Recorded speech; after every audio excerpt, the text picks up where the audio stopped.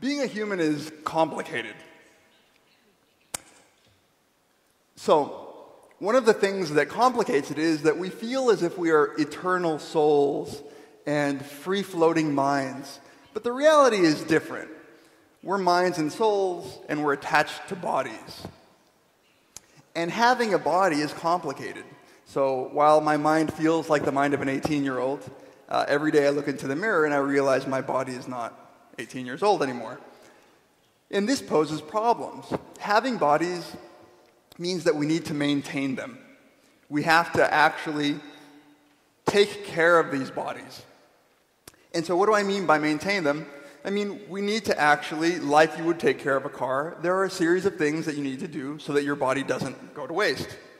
So, one of the things that we have to do is keep our bodies clean and free of disease. Luckily, we have psychological mechanisms that are dedicated to keeping our bodies maintained in this way. And these mechanisms is what I study. One of the things that I want to tell you about today are the darker sides of these mechanisms. That is, the very thing that is so good for keeping our bodies clean can actually have unintended negative consequences for our judgments and our behaviors. So, we need to keep our bodies clean and free of disease. We are pretty good at this. We're motivated to do it. We take showers every day, hopefully. We wash our hands, we brush our teeth. We also want to convince others that we're clean. So we buy products that make us smell good and look nice so others think we're clean.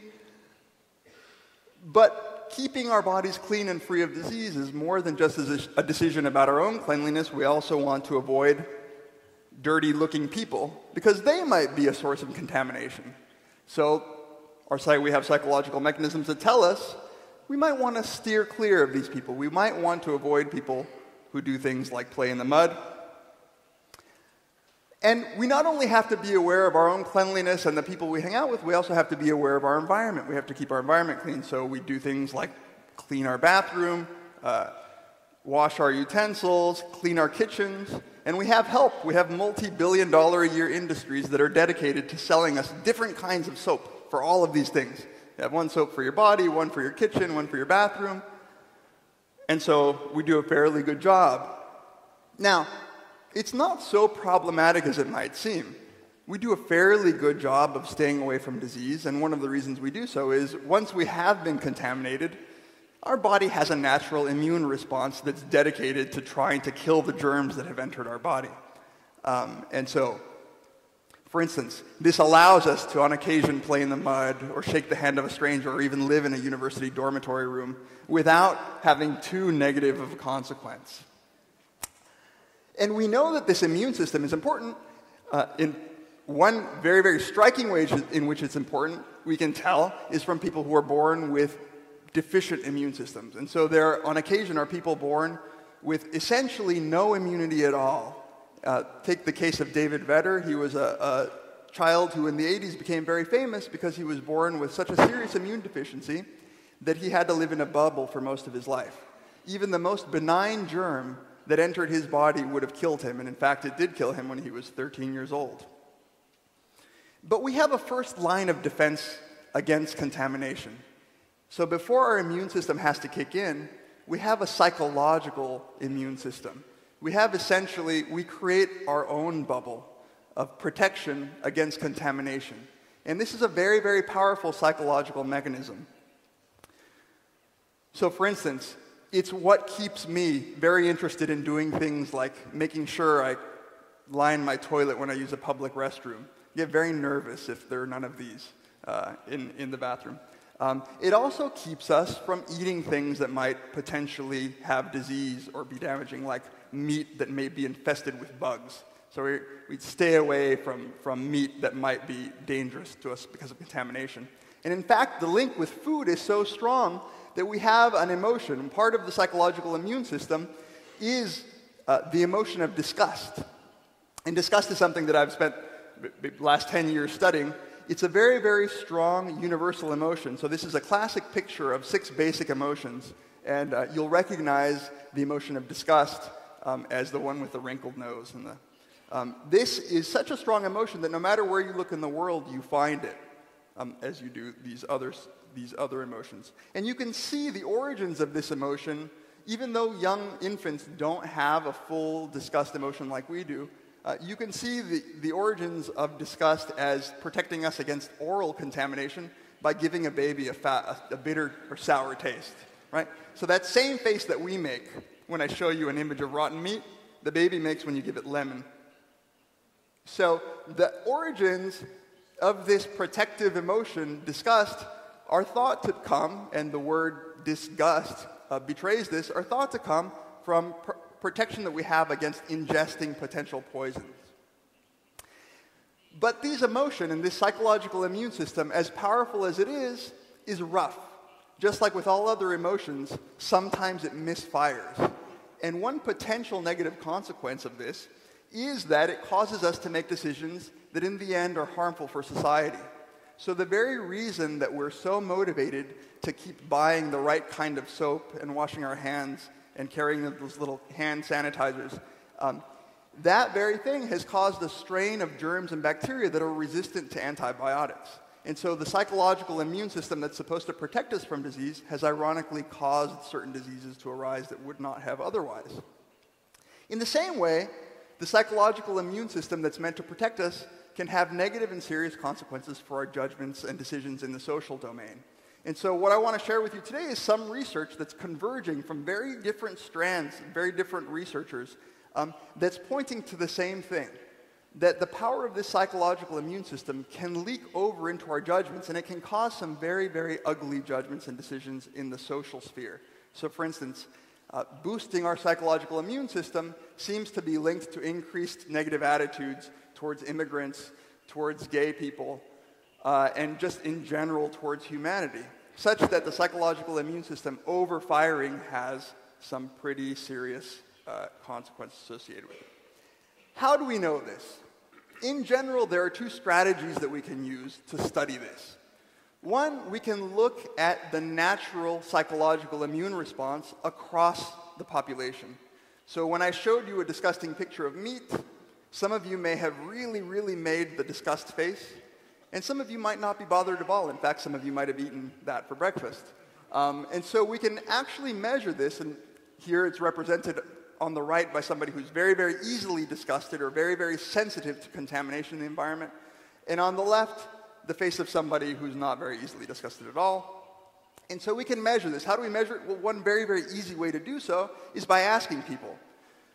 And so there are a variety of questionnaires, some that measure sensitivity to disease and contamination, some that just measure disgust and how easily disgusted we are. These are some of the questions that we use.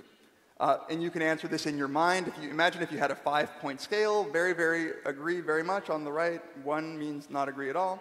I try to avoid letting any part of my body touch the toilet seat in a public restroom, even when it appears clean.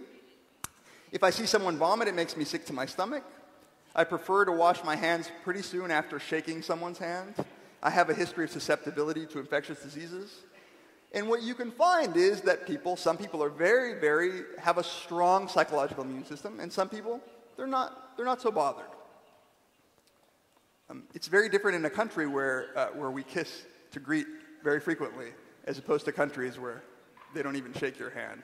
And, another way that we can measure this, or we can find the association between the psychological immune system and our social judgments, is by actually forget the individual differences, bring people into the lab, and manipulate the psychological immune system, boost it, make people very, very concerned with contamination or very disgusted, and compare that to a group of people who have not had their psychological immune system boosted, right? Some sort of control group.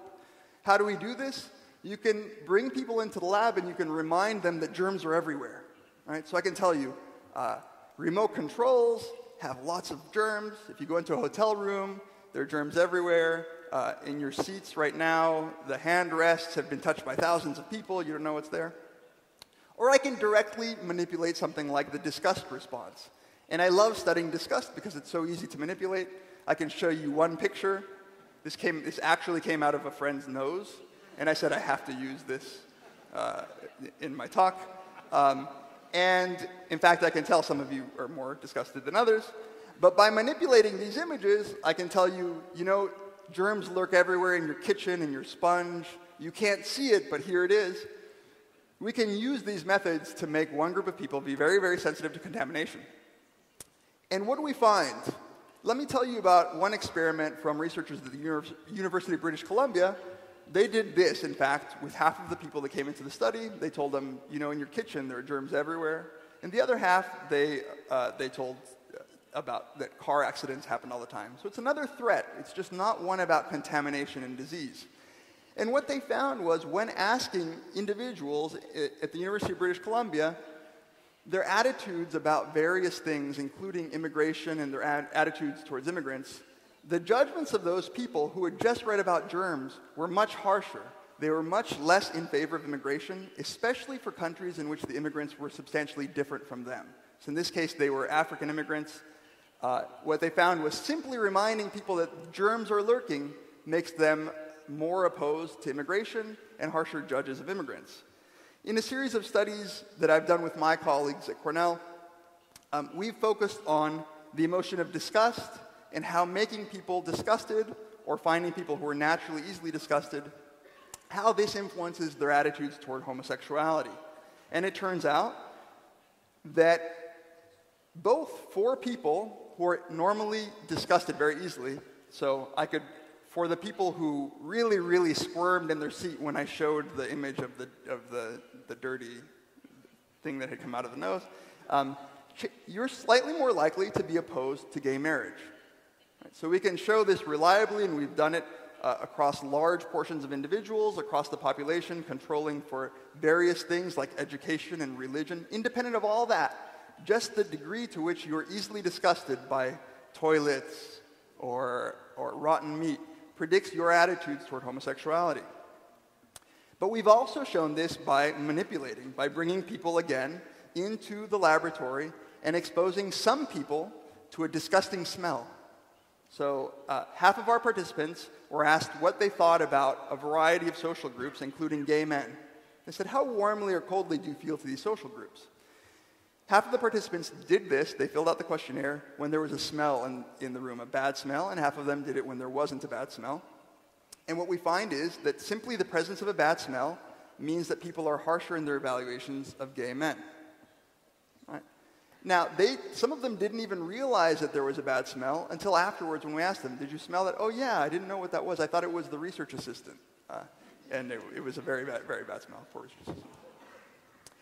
One of the most reliable findings, though, is that boosting the psychological immune system makes us harsher judges, particularly in the moral domain. That is, when I'm feeling like there's threat of contamination or when I'm feeling disgusted, I'm much more likely to think that things are wrong. Even things that I might not normally think are morally wrong. And I'm much more likely to judge people harshly for practices and behaviors that might be slightly weird or deviant or different than mine, even when there is no harm involved. So let me give you an example. This is a study done by researchers at the University of Virginia. What they asked people to do was make a series of judgments. They read a vignette about a person who did something that may have been wrong, but there was no direct harm involved. So in this case, one example is a man's dog gets hit by a car. It's very sad. His dog is dead. But he figures, I'm not going to waste this perfectly good meat. So he cooks his own dog and he eats it for dinner. Was it morally wrong for him to do this? What they found was the people who answered that question in front of a disgusting desk. In this case, they were answering this question, and the desk had a dirty tissue, I had an old pizza box, and a used drink. They were much more likely to find this as a morally wrong action than people who answered the same question in front of a very clean desk. In our own work, we decided, well, it's one thing to bring people into the laboratory and make them disgusted. That's a good method, but it doesn't happen that often.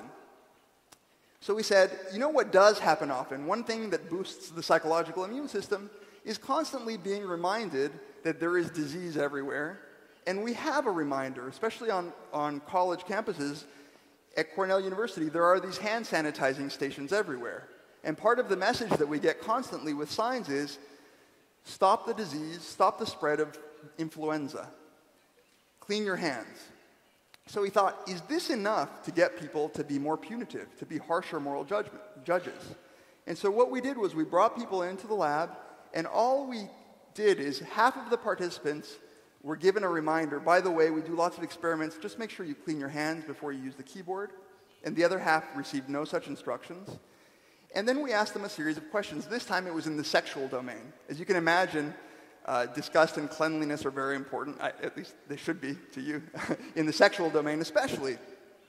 And so we asked them, do you think this would be morally wrong to do? So we asked them a series of questions of harmless but weird sexual acts.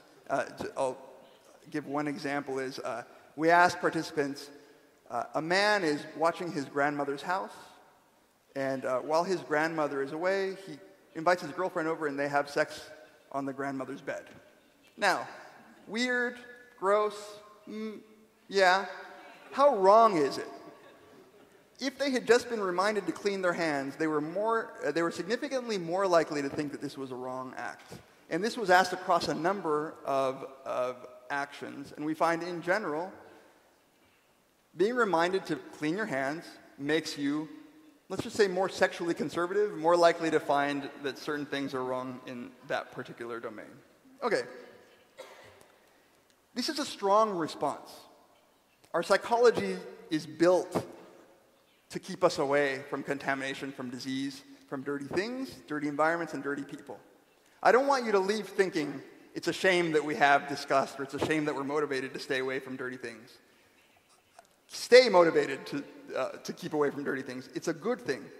But like much of our psychology, a good thing can easily become bad. It can lead to errors in judgment that, if we're not careful, can have serious consequences. So just like when I showed you this meat, and I told you that it might have been rotten meat, this is what might at first look like maggots, right? Like flies in the meat, is actually just rice. And this is a recipe made to try to gross people out, and you can serve it to your kids. Because we have the ability to reason about this, we can correct for it. We can say, oh, it looks kind of gross, but it might be good, so I'll eat it anyway. We can do that in the domain of food. We can also do it in the social domain. So just because somebody makes us queasy, they might do things differently than us. They might smell different than us. They might look different than us. They might engage in sexual practice different than us. Doesn't mean that we can't sit and think and say, is this really wrong? While I might have a gut reaction that it is, perhaps I should think twice about it. In that way, ironically, by opening ourselves to the fact that maybe our psychological immune response can be wrong, we can have a healthier, happier society. Thank you.